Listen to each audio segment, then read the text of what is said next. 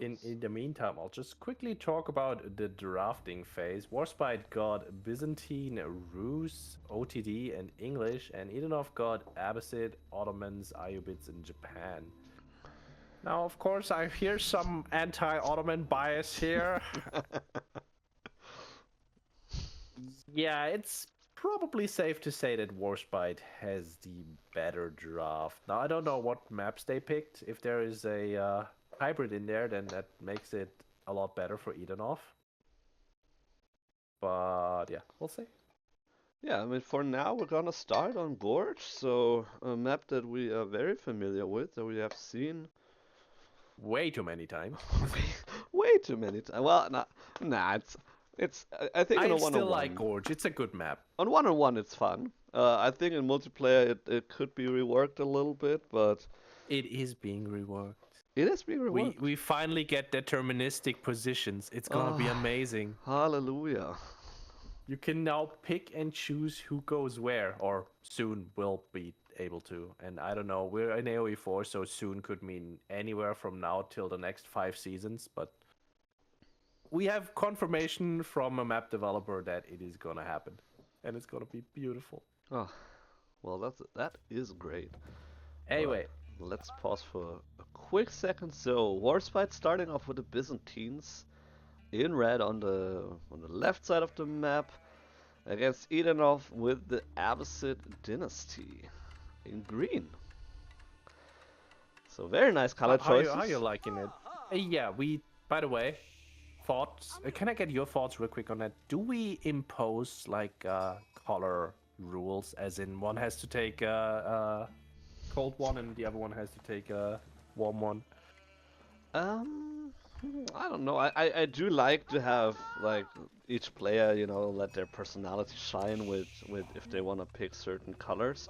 Um, Also, wouldn't And I it be just want to have possible? visual clarity. Well, the thing is, like, couldn't we just in the settings, kind of like when you're playing, you can have team colors or like individual colors. Couldn't we do the same as Yeah, but observers? then every single game is blue against red. Well, yeah, but I mean, then that's just how it is. Eh. Yeah, I don't know. I like individual colors, so Okay. Sorry, but yeah. sorry for the tangent. We have Biz against Abbasid. How are you liking this one? Which one do you like more? Ooh, well, I mean, I just started with the Byzantines a little bit more recently, so I do like the Byzantines, and I'm gonna take a very close look at how Warspite is gonna play this one. So the Cistern, a very nice placement, getting the gold, the berries, and then also at least parts of the woodland. So that's gonna be a good, at least for the fuel age, will increase his wood production there. I'll, So I'll very quote the nice. ball. I'll quote the ball tuna on that one. Your first cistern has one job, and it is to buff the gold and the food. Now, Warspite is apparently either trying to get a very early, or rather, he's gonna make damn sure that his first mercs are going out. So he's gonna go on the berries immediately. Could still be a winery play, but potentially it is a hippodrome. Because Abbasids, if they go Eco Wing 2TC, they're pretty much always dead Yeah. against Byzantine.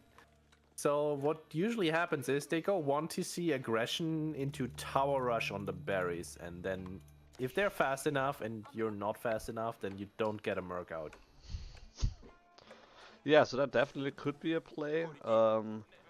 I've seen a build order recently that might be outdated by this time because the buff, the olive groves have been, the cost has been increased. Where you start with an olive grove and then you get the oil You immediately can from the still you start. can still do that, You can but still do it, like right? Yeah, but if you go Hippodrome, and I feel like he's gonna go full rush. By the way, Edenov is going Eco Wing. yeah. So we do have the eco wing coming up. Not really a surprise in a way. I mean, let's see if we can pull it off. Warspite pulling off gold completely. So not leaving the starting villagers there. Going on wood instead. I'll, So I'll say interesting. I actually don't know how much the techs in the stable cost, but I'm just gonna assume that the 60 gold he currently has in his bank are enough to get the plus damage against villagers for the horseman he's about to pump. Um, And this Eco Wing that is only now going on stone is gonna be in for a bad time. Well, yeah, that is true. I think it's actually 80 gold, but I'm not 100% sure. Maybe it's 80 gold, 80 resources total, something like that. But I believe it was 80 gold. I'm not 100% sure, but we're gonna see. Oh, 30 is Oh 50. my. Mikadoman says. Oh All right, so no, Edenov is getting wheelbarrow. That is gonna delay everything he wants to do here by a million years because he needs 75 gold for the Fertile Crescent to make his TC cheaper. And then usually you want the fresh foodstuffs immediately, which is another 75, which was exactly the 150 he gathered, and now he's using it for wheelbarrow. yeah. Hippodrome is coming. By the way, Expeditoris is 50 gold. Yeah, okay. So it was total. It was 80 in total. I had 80 in mind. I wasn't sure if it's 80 gold or 80 resources in total. So yeah, definitely has enough gold for that. Is going up foot one as well. So first a horseman, get it on the field, then you research that while it's going to your opponent, then the next one. So yeah, as soon as he gets basically like 3 villager kills, he already has the gold back in his bank. Only 3 vill kills, guys. It's not a big deal. Edenov's pulling every single villager under the sun to get the stone required. Oh my! Well, I mean, the thing is, like, I mean, he's gonna succeed here because he only needs 228. How much? yeah, Is it? 285, I think. No, 285. No, it's actually less. Than.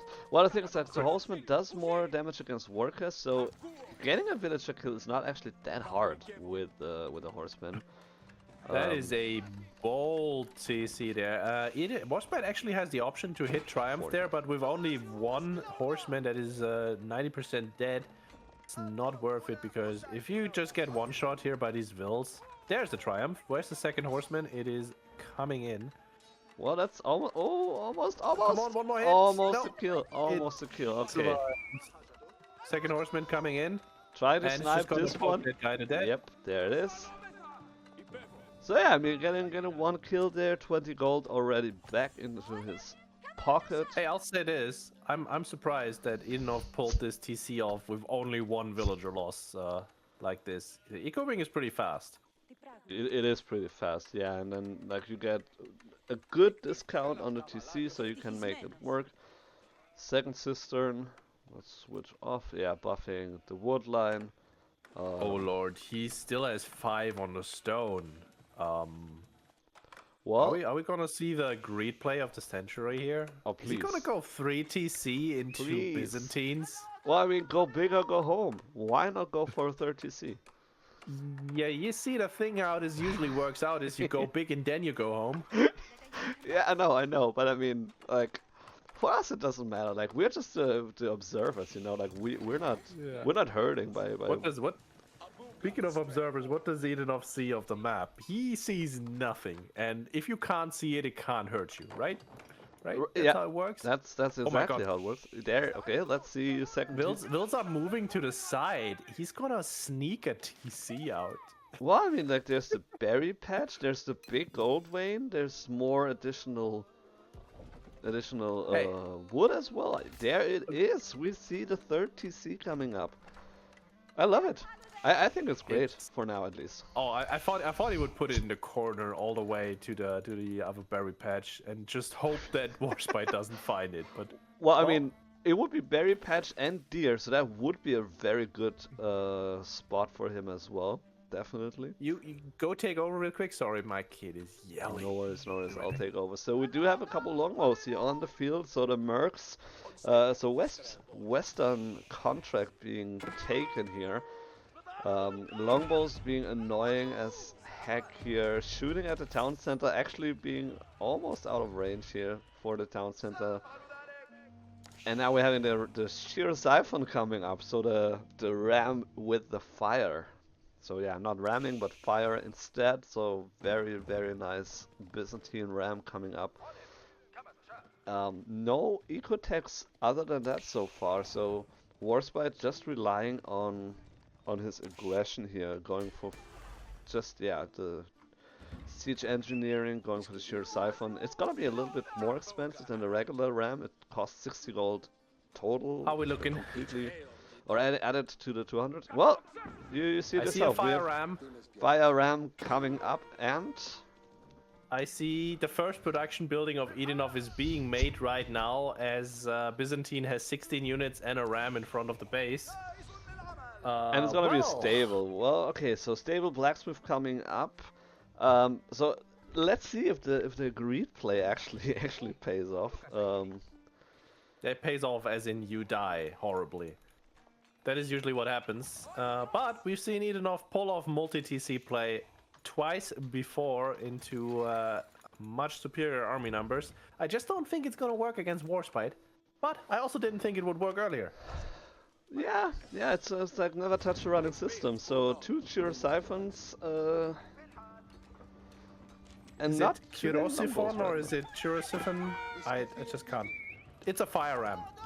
Maybe it it's fires Chirosiphon. Well, I don't know. It's like it's a Greek Gets word. roasted. It's a Greek word, like pronounced English. I don't know. I would have to ask. Oh my god, the Wilds! brother. If they had passed up that moment when both rams shot their stream, then that would have been horrible. One ram gets taken out. Isidro already burning. Well, and still a couple villager kills there for Warsp1te. So this TC is definitely a goner. He still has the third TC there, so still. I'm kind of curious actually that Warsp1te is being so defensive. This is a secondary TC. It really doesn't do a whole lot of damage, and Warsp1te's army is like ginormous. Yeah, well, I mean, he is diving the TC now with the horseman. Ram being activated. He's going. Oh my god, he's gonna get all the Wilds. Oh yeah, that's a lot of juicy gold here for him. And Triumph 8 Wilds trying to make it home. That's one. Oh no, he's not gonna make it home. He can clean almost everything there up. There's the first TC is almost completely booked here as well. Does Warsp1te know about the other TC? No, he doesn't. He has not seen it. No, he hasn't seen that one. So Edenov is still in this game because he has a secret town center. Is he though? I mean, like I want him 23 to 4 and it's Byzantine economy. It's rough. Like, yes, it's only 2 cisterns right now. You know, getting 14% bonus. So not like the biggest equal, but it's still great, and it's definitely better than the Golden Age 1. Look, I'm just talking him up here. No. The thing's like I think he's super dead because he's facing Warsp1te and military numbers are 26 to 5. But well, the thing is, like, I want Edenov to be in the game still as well, but this is not looking good for him. Like 4 fire rams. This is the way. We're just gonna burn it all. Well, then also, I mean, like, what is his reply? Like, he has the spearmen, which are getting hard countered by the longbows. He's getting the camel archer, which is also getting hard countered by the longbows, and at least soft countered by the horsemen. You need some camel archer just to debuff, and then you just spam more horsemen than your opponent has, and then you need your own spears and archers eventually. Yeah, you just go tricomp. Your opponent is tricomp as well. Well, the thing is, like... Okay, Warsp1te totally knows about the second TC. Yeah, okay, he does know about that. Well, the thing is, like, pumping out more horsemen than your opponent, if your opponent is Byzantines, kind of difficult to pull off. Here it comes. Warsp1te has a triumph ready to go because he killed 1 billion villagers. And yeah, the longbows are being dove at, but the numbers are just not there. Oh, I'm losing so many villages. All those villages being pulled, even from the main TC. Gonna burn down the rams here, but at what cost? You know, and they also they drop gold basically every time they get killed by the horsemen here. I mean, you say at what cost? I can actually tell you because it's 2,880. 2,980. Here comes the next run at the rams. I know these rams are more expensive than regular ones and they do cost gold, but that's a lot of vills. Well, it's only 60 gold more than a regular ram, so it's not even that expensive, you know. So I think Warsp1te never got paid so well for war crimes. Look at his gold. He's just a happy player right now. Yeah, look at all the dead villagers there. Let's take a look. Okay, so the villager count evened out, even though there was a 3TC Abbasid with Eco Wing. Half of the villagers are idle, the other half is trying to chase down the Tyr Siphon. I mean, yeah. And here comes another pull. I mean, granted, Warsp1te's army got also decimated, at least by half of the amount. But then again, Edenov doesn't have any army left, so Okay. my money's still on the Byzantines in this game here. You don't say. Yeah, I mean, I thought I might play Captain Obvious for a second here. Okay, I'll say this. I'm a little I'm happy we got 3 TC Abbasid attempts, even though it crashed and burned, but at least it looked very pretty when those fire ramps came in. I'm a little sad we didn't get to see the usual way this is played at a higher level, where Abbasid is actually the aggressor and plays on 1 TC with a potential later second one with military wing, because that makes for a really fun game. Like this was just okay, one goes super greedy and dies. Yeah, totally with you. I mean, it was fun to watch, but at the same time, it didn't feel, like as competitive as it could have been. Kind of one-sided, game. Let's put it this way. I mean, yeah, this is like a graph you usually see from maybe from Delhi or Mongols even. So Byzantine just pumping out units non-stop, being very aggressive, and Abbasid not really having the forces to deal with that, unfortunately. Oh, let's look at the resources. Yeah, and Warsp1te like always in favor here, even though the 3TC. So never paid off at all. Best of 3. First game going to Warsp1te. This is gonna be the next game. Warsp1te playing. Okay, we got 20 more seconds. Playing in red, Order of the Dragon against Edenov in with the Ottomans. I'll be honest. I don't think I've ever seen this matchup, especially at like a higher level. Ottomans versus Order. Off the top of my head, Ottomans recently got some changes this season that are going to give them some more options in a way to handle men-at-arms rushes, which in the past when I've seen these sort of games, HRE or Order against Ottomans, it's just like it's all about the men-at-arms and feudal and just abusing Ottomans. But the changes this season sort of give Ottomans some additional answers, let's say. Extensive fortifications, which reduces the cost of defensive buildings, and equips garrison units with crossbows, which is very useful in dealing with men-at-arms. So, Ottomans has a little bit more answers, but I have not seen much this season, so I don't know if we're going to see those answers come out. Time will tell. Yeah, well, the thing is also, you do have these buffs, as you talked about, and these changes, but I don't think that they make up for their lackluster eco of the Ottomans. They don't really have a whole lot of eco bonuses that other civs have, especially Order of the Dragons or HRE. And so it could be difficult for him to, if it goes to an extended feudal game, depending on what Warsp1te is going for. He did open with the barracks first, and already having the first Gilded Spearman on the way. Let's take a quick look at scouting. So he did scout out the gold, he did find the military school, so it's gonna be some Dark Age action for both players here with at least one, with the one Spearman. Yeah, and this is not very surprising. Ottomans is notorious for opening with the military schools, so they get on their gold late. So Warsp1te is attempting to sort of take advantage of that and basically say, hey man, you're not going to get any gold today, right? And this is a problem. Endovid needs to come up with some sort of an answer, which is going to be Spearman. But as you can see, you see those 3 villagers going out to the gold, and they're going to have a rude awakening when they get there. Yeah, so his TC already did find the Spearman. Unfortunately for Warsp1te, taking a lot of damage from TC, so this Spearman is already killed and he didn't really get a whole lot done here. So that's a little bit unfortunate. So he then needs to follow it up with another spearman, which takes a while to get there. Spearman of Edenov makes it out now himself. Both gold veins pretty exposed. So the villager will find some, or the spearman rather, will find some damage there. Potentially even killing a villager. I mean, they do have more health, all of the dragon villagers. So it will be a little bit more difficult to kill a villager. But once he masses up, that might be possible. Yeah, I mean, those are gilded workers. They have a knife attack that does 7 damage. They're just gonna shank the spearman, who we'll affectionately name Fred, who's on his way over to basically die.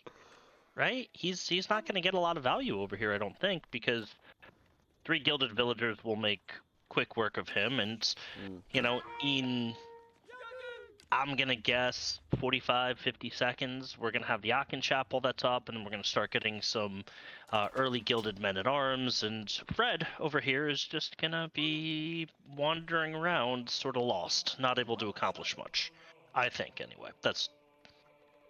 Yeah, I mean, he could try to get into the Aachen Chapel here and try to deny it, but then again, it's also pretty close inside, so the villagers are definitely safe for now inside the TC range, so just scouting around, not gonna find any damage. He should have gone immediately for the gold here, but unfortunately didn't even scout the gold out beforehand. So that's why he went all around this base, providing Warsp1te with a lot of extra time to get the gold that he needs. So a little bit unfortunate here for Edenov, not finding the gold before. Now he has 2 spearmen there, but Aachen Chapel is almost finished. I kind of was actually expecting the Minework Palace with the barracks opening, but Aachen Chapel is still very good landmark. Going on wood immediately, so is gonna probably start with the archery range soon, or with the outpost. Okay, so going an outpost on the gold. Yeah, this is just gonna protect his gold, and you know, Ottomans is getting some good idle time here, but they're not going to be able to deny this tower, so they're going to have to pull back. We're probably going to see an early farm transition out of Warsp1te here, and I expect to see a lot of these early gilded men-at-arms. Yeah, gilded men-at-arms I would expect to see a lot. Generally a very good answer to what the Ottomans have in Feudal Age, not having any armored units, only having the archers and spearmen and Sipahi, of course, at their disposal. So definitely would be a good option. Quite expensive, of course, because it's all of the dragon units. Is gonna open with a stable though, and going just a little bit on stone to get the output, the arrow slits. Ooh, we have a juicy tower rush coming over from Ottomans here, and yeah, but Warsp1te's tower can't protect them from this, and now they have Warsp1te's gonna have to make some military units to come out and sort of deny this, and I don't... Well, actually, the thing is, he doesn't. Like, arrow slits is gonna come in 10 seconds, and then the range is gonna be bigger, right? And then also... I don't think it doesn't get the villagers, though. It comes in, but it's not forward enough to get the villagers. And Ottomans has enough stone to get their own... It does get the villagers. It does. Oh man, okay, so that is... Yeah, so one villager kill already, the other one only 4 more hits, and then... So yeah, this tower's not coming up here. Horseman is there already. So interestingly enough, not opening with the archers, but rather with the horsemen, giving him the mobility and the map control, potentially at least. Another attempt at the outpost, but yeah, I mean, you're in fire range already, so this is not fun at all. So the outpost is getting shot, but at least the villager's a little safe. But Warsp1te's just gonna pull here. Yeah, this is perfect. Yeah, just torch it and then it's done. Yeah, this tower's not going up. Well played by Warsp1te. Okay, he's going at it again. All right, Ottomans is persistent here. Well, the funny thing is, like, he could actually just ignore it for now, get all the gold that he needs to get up for a castle age. And then he can abandon that for now. Plus he has 2 golds in the back, where he could easily get to. You know, wall it off, get the 2 golds in the back, ignore this one for now, get up the Castle Age. And then your Castle Age Order of the Dragon against Ottoman Feudal, which I don't like as an Ottoman player. You know what? The Imams are here, though. They're going to be able to heal up, and I think this tower is finally going to get up, but that's a large investment in denying this gold, and you're right. And look, Warsp1te's just like, all right, cool, no problem, you can have it. I'm going to go to the backside and continue to get my gold. Yeah, the Imams, getting 2 Imams with the Vizier point, I really like that. I like to play with the Imams anyway, especially if you're either on the defensive or the offense. You can just use them to heal up your units and really boost your fighting power. Of course, the Mechta was also coming up, increasing your fighting power as well. But yeah, like Warsp1te looking good in terms of going up to Castle Age anytime soon. He was able to put on some pressure here. He denied gold himself as well. He's now running around, could potentially find some villager kills here on the stone as well. Doesn't have the vision though, so without a scout, not really able to see anything here. But yeah, I'm just checking. He gold. scouted the golds. He knows... Ottomans knows where they can go get more gold, and, you know, he's moving his Sipahi over, but this tower's gonna get up in time, and kind of feels bad, right? Ottomans invested all this in a tower rush, and all Warsp1te did was just go the other direction, and we have a burger. We have a Burgrave. Burgrave coming up, really. That's an interesting choice. I mean, I am personally a really big fan of the Ragnar's Cathedral, especially if you can get it up fast. Because that really provides you with a ton of extra gold, getting the relics quickly. The Burgrave though, great landmark as well, so both landmarks really good, and if he wants to pump out units, there's nothing better than the Burgrave. Yeah, and I think he's going for a nice little Burgrave timing. We haven't seen any men-at-arms on the field yet, but once they come, Ottomans is either going to have to go Castle Age and get crossbows, or they're going to have to get that fortifications, which is one of the answers that was added this season that I alluded to early. We do have a nice little raid from Sipahi coming in, but gonna be able to pick one vill, it looks like, is gonna go down. And you have the Spears just taking a fight, getting healed by the Imams, and Ottomans is successfully able to sort of push Warsp1te off the gold here. Another villager going down. And this is a really good raid for Ottomans now. They can start burning this tower down. Scouts going down too. There's a lot of value picked up, and one Imam is probably gonna go down here eventually. Got also a nice little raid. Warsp1te's horsemen on the gold of the Ottomans player, and little by little though, they're gonna burn this tower down. We have a Springald upgrade coming in, Springald emplacement. I just don't think it's gonna be in time. It's not gonna be in time, and no emergency repairs because he is not within range of his base. Not in range. Yeah, he needs to pull out and repair that tower and try to micro his way out of this. But since it's not automatically firing away, it's not gonna do a whole lot here. It's nice to get the Imams cleaned out, so at least there's no Imams anymore here for Ottomans, so that's very valuable, and actually has to retreat now here because of that. So yeah, the buffed Order of the Dragon villagers currently at almost 100 health, very nice, able to hold off here. Yeah, absolutely. I thought that tower was going down for sure, but Warsp1te, better player than me. It was at like 10 health or so. Like that was really close, but extremely well played. Microing here by Warsp1te. First sniping the Imams and then somehow making it out alive here. Yeah, he lost a couple villagers in the process, but Ottomans also lost a couple villagers.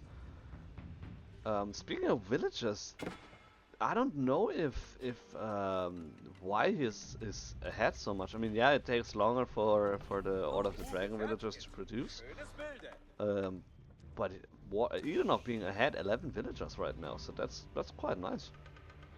Keep in mind, Ottomans did kill 5 gilded villagers. That's That's a huge sum. And Warsp1te only killed 3 Ottoman villagers, which are just, you know, vanilla plain Jane type villagers on the other side. So yeah, that gap could definitely be there.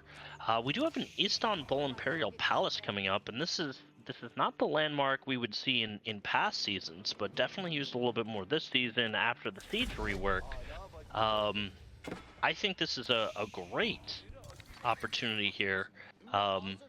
Extensive fortifications because he's getting more Vizier points, and he opts for military campus, so he's gonna go get some more military schools. So just, you know, for everyone wondering back home, he did fieldwork, and now he did military campus as well. So those are his Vizier points.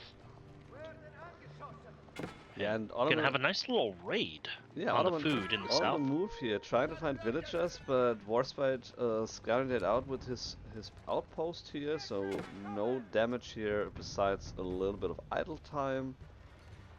Needs to be careful here with the villagers. There's 6 villagers and only 1 outpost, so could find some damage there. Scouts out the production here in the back.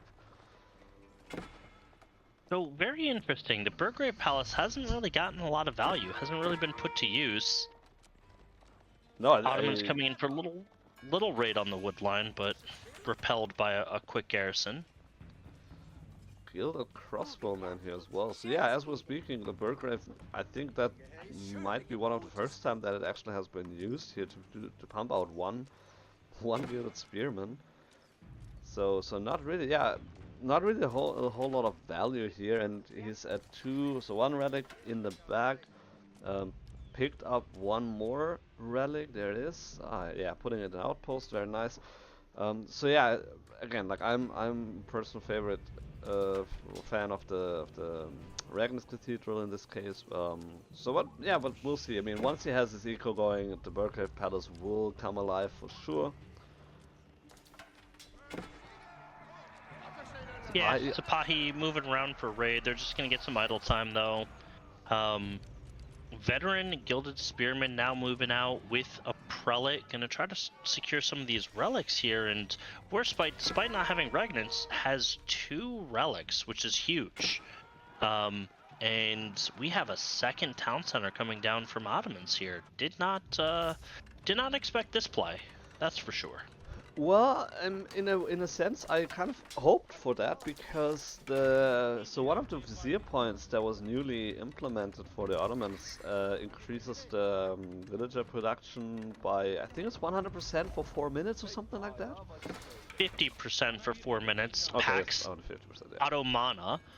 So with this second town center, that's going to be an option here. But he's also, mind you, Advanced Academy, which is going to buff all those military schools, and Janissary Company, which is going to give him an instant boost in military. Got a Wool coming in to scare off the Sapahi, but Gilded Spearman there anyway. Fight brewing at the second town center. Some spearmen are gonna go down here. Alright, so we do have that Vizier point coming in. Let's see which one he goes for. I feel like Advanced Academy is what he's gonna go with, but he could go with the Pax Automana. Does he have the food eco to benefit from it though, really? He does have, actually. So he does have enough food. He could really pump out some villagers now and really propel his eco lead. He was able to secure 1 of the relics on the right side, so that's very nicely done here, killing the prelate and then taking the relic himself. So it will most likely, I would say, a 3-2 relic split. Unless Warsp1te is managed. Okay, his prelate is on the way, so okay, it probably will be 4 relics for Order of the Dragon. So I was correct. He went with Advanced Academy, which increases military production speed by 25% and allows them to train Lancers and Janissaries. Janissaries being an interesting unit choice to go into because they take bonus damage from ranged units. So I guess Janissary Sapahi, you know, Order of the Dragon is notorious for having some of the best crossbows in the game here, and those crossbows will make quick work of Janissaries. So we'll kind of see Ottomans wants to do here, but right now those military schools are pumping away. They're on janissaries, so that's exactly what he wants. And he's making a janissary every minute 25, something like that. Mm. So it's Warsp1te needs to do something because this Ottoman death ball is just brewing, right? It's just a smorgasbord of everything. He's got base archers, men at arms, janissaries, Sipahi, Dark Age Crossbows, spearmen. yeah. Still, there's 4 of them in there. All right, yeah, but still, they can scare off and brace against. Well, I mean, there's no horsemen anymore on Warsp1te's side, but yeah, a little bit of everything, like a mixed menu here for the Ottomans. But overall, I mean, with the high damage janissaries and crossbows, a good way of dealing with the high health Order of the Dragon units. So in general, a good idea, especially if Warsp1te is moving now heavily more would move into the men at arms, but doesn't look like it right now. So we have a second town center coming out from Order of the Dragon. I mean, I said at the beginning of this, like, I'm not sure how this matchup should be played, but 2 TC on both sides was not my bingo cards, that's for sure. No, definitely not. Very interesting choice, for sure, to move into the second TC. I mean, at the same time, Warsp1te is aware of the second TC for Ottomans. He knows about the Vizier point, that potentially the villager number would have exploded by now for Ottomans. So he's like, oh, maybe I need to go for a second TC just to be safe. And so that probably wasn't his first choice to go into the second TC, but now, yeah, just moved into that. And I don't hate it. I really don't hate it at all. It's like, if you're getting 2 town centers where you can pump out villagers, why not? Why not go for it? Yeah, I'm not against it either. I'm thinking, right, like, we all fear that Ottoman death ball that tends to brew, and by putting down a second town center, you're kind of just saying, please make your death ball.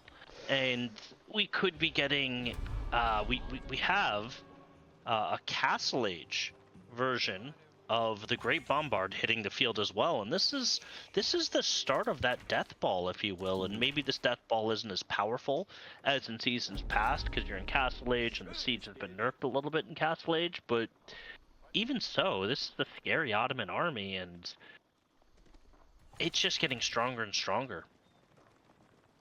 Oh yeah. And I'm not sure Warsp1te's going to be able to really do much. He's in the middle of his own farm transition as well.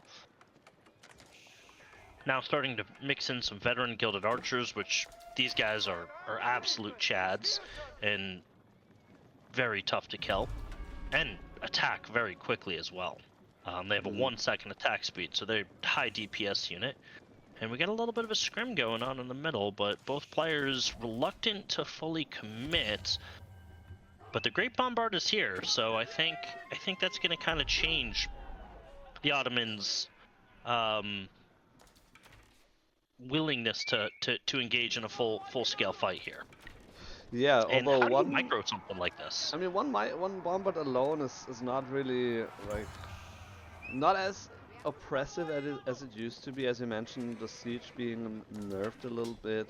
Like one great bombard, Castle Age bombard. It looks cool, but it doesn't really do as much as it would. Oh, well, let's see. I mean, it's firing away. Well, that's a good chunk of health. That is that tower begs to differ.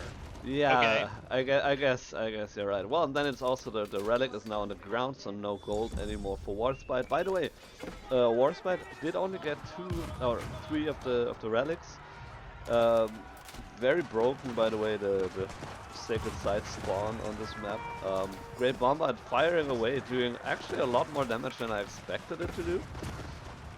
With all the splash damage here, and Ottomans really pushing into the base here, the death ball you were talking about, doing a lot of damage here. And yeah, Warsp1te not having the numbers at all. Just got wiped. Yeah, where's this army at? They're all gone basically. There's one spearman on the backside, and Warsp1te has to tap out. Yeah, that's the Ottoman death ball, man. I mean, once the Great Bombard hits the field, like, there's really no true counter for this, because that Great Bombard Whew. just kind of kills everything. Even though it's a Castle Age version, it's still pretty spicy, man. Wow. And what's crazy is those were gilded units, and they just evaporated. Just melted. Yeah, that's crazy. Yeah, the just go death look at the ball. military graph. Oof, Just look at that my. military graph. It's like 2 seconds, just gone. See you Yeah. later. Have a nice day. Yeah, it's like deleting the units. It's I mean, I had games where I lost my army like that, and yeah, there's no coming back. You know that you barely dented in your opponent's army. You lost basically everything. He's right in your base. He's on your farms. He's on your production, and the Great Bombard is still firing away, doing like was it like 600 damage or so on a building, or 500 at least. So yeah, great play by Edenov, really taking the game by surprise in a way. With the 2TC Ottoman forcing Warsp1te into going 2TC himself, then going Castle Age, and then or like Castle Age before that, and then just skyrocketing his army here. Yeah, I think that second TC out of Warspite might have been a little bit of a mistake, because so a second TC is usually 100 food, 150 food per minute that you get just kind of sucked away from your economy, and for Order the Dragon Villagers, it's even more, and he really didn't have map control at that point, so it forced him into this early farm transition, which was under the Aachen, so they're definitely boosted farms, but it still slows you down. Meanwhile, Ottomans, their military schools were producing. He was still making military. So I felt like it created this just gorgeous window for Ottomans to just create the death ball, and once the death ball is there, I mean, you call it a death ball for a reason, right? Right, yeah. We are ready to go. Wonderful. We can go to Coastal Cliffs. Let us go to the coastal cliffs. So yeah, Edenov playing with the Japanese against Rus with the Warsp1te with the Rus rather. It's a best of 3 match points, so both players won one game. So this is gonna be the deciding match who is gonna win it. And so with a little bit of a surprise, Edenov taking the last game, and really putting a lot of pressure now on Warsp1te, because if he loses, or either player loses, is gonna be out. Yeah, and the winner has Ezra 123 waiting in the wings to kind of pick up, and that's it's still a tough opponent. So it's like going through a gauntlet here, right? But again, we got to get through this game, whether it's Warspite, whether it's Edenov. Somebody's going to move on here. And right now, just looking at this matchup, looking at this map, I got to say, advantage Rus. I feel like if Warspite scouts properly, whatever production building Edenov puts down, I feel like Edenov is going to just be playing from his back foot for most of this matchup. Rus just has a lot of answers to what Japan is probably going to want to do. Yeah, and I agree. I would definitely favor Rus on this map. I mean, the one caveat is that there's not too many wood lines, so if the game goes long, there's not really a great place for the high trade house and stuff like that. But at the same time, we saw a Rus game earlier. There's a lot of deer on the map. There's 2 boars. So if you go for pro scouts, for example, you can get a ton of food on your side basically, and then also snack the deer from your opponent. So yeah, I definitely would favor Rus on this map. But we're gonna see how it turns out. The game is gonna start.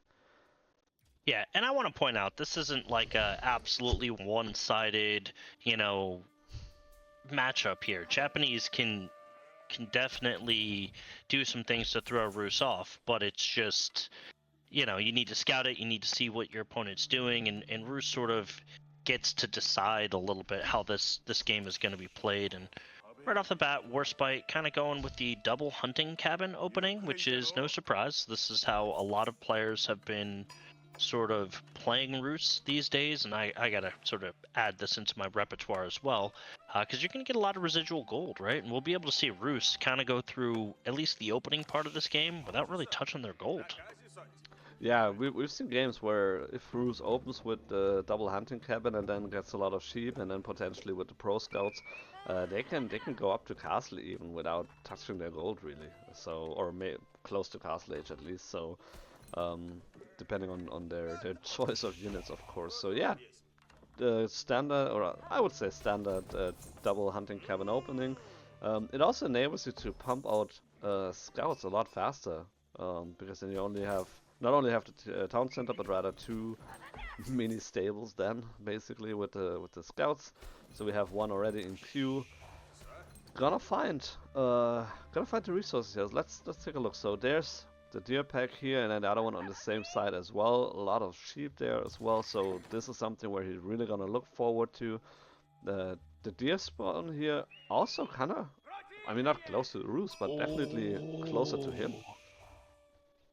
That was a mistake. That was a critical mistake. So Edenov Scout got a little too close to the TC, and unfortunately the TC won, and he donated 5 sheep and lost his scouts to Warsp1te. And Warsp1te didn't need, the extra sheep, right? He's got 2 scouts, he's scooping up the rest on the map, but now Edenov, not only is he blind, but he doesn't have any additional sheep coming home.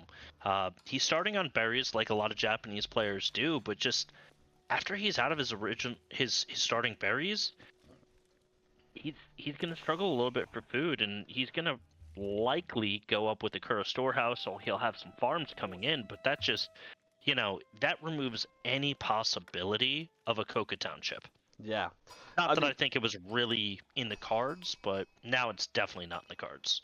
Right, yeah, I wouldn't have expected the Coca Township to come up anyway, but yeah, now definitely the Kura storehouse will be his choice.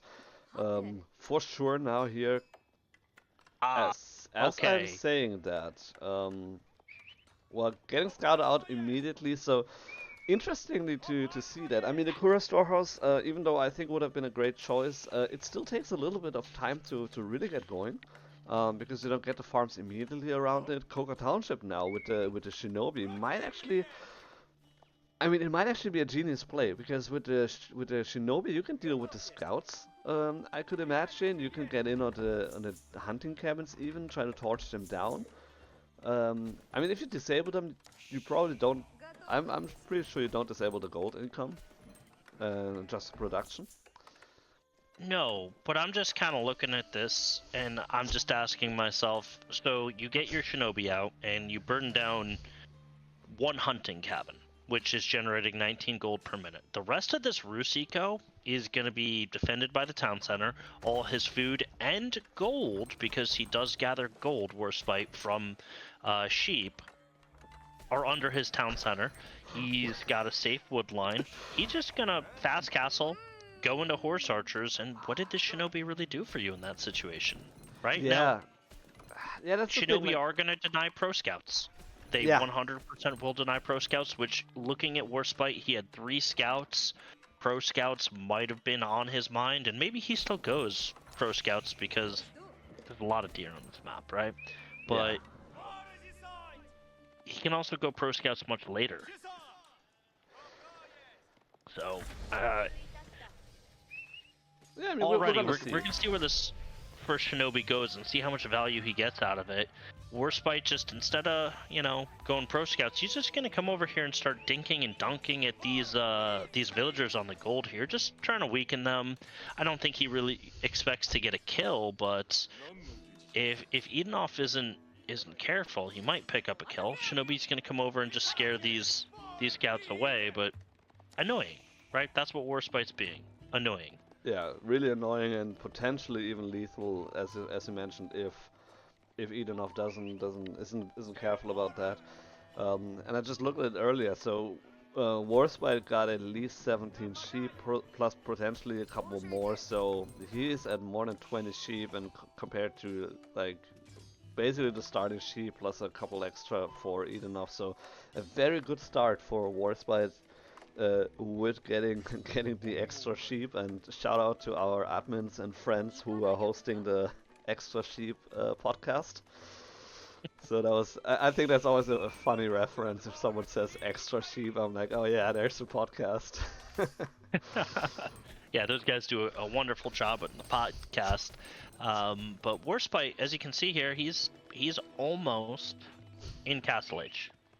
And Edenov, not really there, right? Edenov probably needs another minute 30-ish to get there.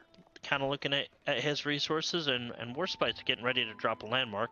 Shinobi are going to force that landmark to be a little bit closer to home, but there's still plenty of safe places that landmark could go down where the Shinobi can't get to it.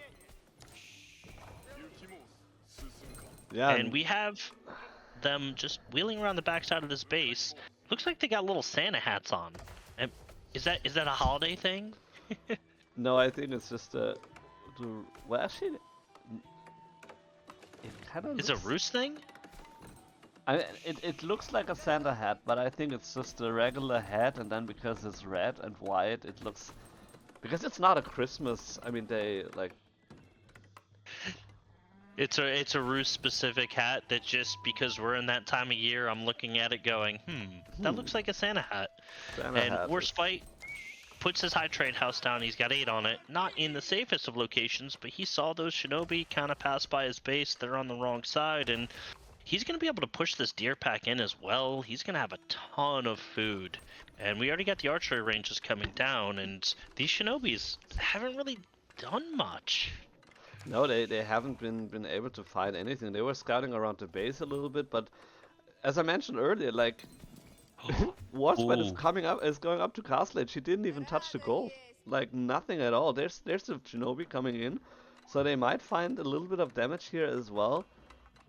But yeah, so high trade house not getting the most gold out of it. Oh, what was Pathing issue. Oh, pathing. One villager's going to go down because they were forced to teleport, or Shinsen, on the backside. I don't know if I'm pronouncing that right. Because the deer sort of blocked their path, or the tree blocked their path, so they couldn't get around this landmark. And they're going to start torching it, but first horse archer's on his way out, and he's going to shut these Shinobi down. And I think Edenov knows that, and is just kind of running away a little bit. And the kiting has begun with the horse archer, and this is kind of the new meta for Rus, and it's a tough one for sure. I don't know what Edenov is going to really be able to do. Nice little teleport there on top of the horse archer, just gets one hit off, but these horse archers are just going to be able to kite these Shinobi to death. Yeah, you have the cooldown you have to account for, so you can't really, teleport all the way back and forth all the time. What they did achieve though is they provided Edenov with a little bit of time to build the floating gate. So he reached castle now. By the way, still a great time in 8 minutes and 50 seconds. So didn't need to go into a lot of military investment here. Was able to force a response, still got to Castle Age at a reasonable time. Is picking up the first relics of the game here. So not too bad actually. I mean, like what really set him off to a bad start was when he lost the scout here earlier. But other than that, still doing fine. Yeah, and Edenov has a scout, so he's kind of seeing the horse archers wheeling around his backside, so he's going to hurry up this outpost. And I think this outpost doesn't get up in time where it doesn't cost him a vil, and he cancels it and runs away. Yeah, right call right there. Does the scout get away though? Yes, the scout's going to get away, so he doesn't lose a second scout for the second time. Oh, no. What? It should? Nope. Well, okay, no. He should have gotten away because they're as fast, like they're both the same speed. So he could have gotten away. Mounted Samurai in the base of the Rus, trying to find some eco damage there. Getting a villager kill, I believe. So there's just one villager kill here, the one from the Shinobis earlier. So not a ton of damage, but at least a little bit ahead in eco numbers here. High trade house, and besides the gold, not really doing anything for the moment here with the deer. But eventually, I mean, at some point, it will definitely do something. So this is a critical point in the game where I think Edenov has the opportunity to sort of get himself back in this if he can find food. That's Yeah. his biggest issue right now, is he doesn't have map control and he has no food, he has no farms, so he's got 19 villagers, it looks like, just desperately moving out onto the map to try to get food, and the pro scouts from Warsp1te is going to make that very difficult, and he starts moving into these horsemen, which is the right call to deal with these horse archers. Yeah, Horseman definitely a good call here, doing bonus damage, being faster as well. So definitely a lot better than the Mountain Samurai, because they could just kite all day. Is going for the berries here, but I mean, again, going on berries feels just bad because of the gather rate, and then also, like, you would love to have your daimyo. Well, he did get the first upgrade, I believe, so yeah, he did get the I'm going first to pause you upgrade. there for a second. Berries aren't that bad because he has both upgrades of his wheelbarrow, so each upgrade gives him a 25% berry gather rate, so berries are really good for him. Alright, yeah, I forgot about that part. You're right. So berries not too bad. And he is going for some farms here around his daimyo manor, which is gonna be a lot better than it usually would be. So increasing the by 20% increased gather rate here as well. So very nice farms here. By the way, a good map, a good base setup here with enough space for a farm around around his TC. And we have Yumi coming out from Edenov, which is, again, another counter to these horse archers. And now I feel like the onus is back on Roos to how to decide the next part of this game, and Warsp1te going for a second town center. Yeah, town center gonna provide good cover for the wood line, for the gold, and then especially for the high trade house, so very nice here. And yeah, Yumi actually got very fast archers. Well, so they're very fast on their feet. Horsemen very fast as well, so they are, I mean, they are weaker archers than they would be, than the regular archers, but it's very fast, and so they kind of make up for that as well. And horse archers really need to be careful here because they're expensive. If they lose their lives, it's gonna be very costly for Roos. Also, production in the front, not gonna be able to make that up. But this second town center not gonna be stopped at all. Warsp1te just counting back with his horse archers. He's got enough of mass here to properly defend. So I don't think Edenov can really take this fight. Look how quickly they just cut through that mounted samurai. Yeah, but then Priest again, the going down Yumis real are quick. still doing quite a lot of damage here. There's just not enough of them at this point in time. And so Warsp1te can continue to sort of trade off here into the Yumis, and it's not a big deal. Have to wonder if that's a misclick. We're getting some hardened spearmen out there. Hardened spearmen don't perform very well against Yumis. Maybe he meant to make a man-at-arms? No, he's got another spearman as well. Maybe a second answer for these mounted samurai? Yeah, it could be as a response to the mounted to the mounted samurai. Also getting that's the horseman upgrade. Okay, interesting. So yeah, could be a misclick. Could also be as a response to the mounted samurai, stopping them. Yeah, and this is kind of an interesting point in the game. Because of pro scouts, because of Roos's good economy, they're on 2 town centers. They don't really need to farm transition right now. They have enough deer. Meanwhile, Edenov is trying to balance applying pressure, farm transitioning, and making sure he has enough food here. And he's even gone as far out to go get the boar. That's how much he needs food right now. Oh, there it is, boar. Yeah, I mean, he's really hurting for food right now, and also the gold. I mean, if you look at the income, it's insane how much gold that the Roos get, and they only have like three villagers on gold. Oh man. Yeah, and I think Warsp1te is just gonna kind of transition into Knights, Horsemen here. You see Boyar's Fortitude coming in on the right side of the map, and he's gonna just play all-out cav, and oh, the boar gets spotted out, and Edenov is gonna lose all of his villagers that he had there, which I believe was 5? Oh, no, no, one makes it out alive. At least one. That's Yep. something. Got a little clash going on at the front of Warsp1te's base. No Kremlin here, so Edenov is free to dive as much as he wants. Going to be able to pick off one vill, probably get a second vill here too, and Mountain Samurai continue to dive underneath this town center, but forced back. Non-upgraded wooden fortress kind of doing a little bit of work here, and Edenov doesn't have a ram, doesn't have enough to sort of, you know, take a good fight here, and Warsp1te doing the right thing. He knows Edenov is just starving, and he's just got those horse archers just patrolling all of the food. Yeah, also he's trying to get into the gold there as well.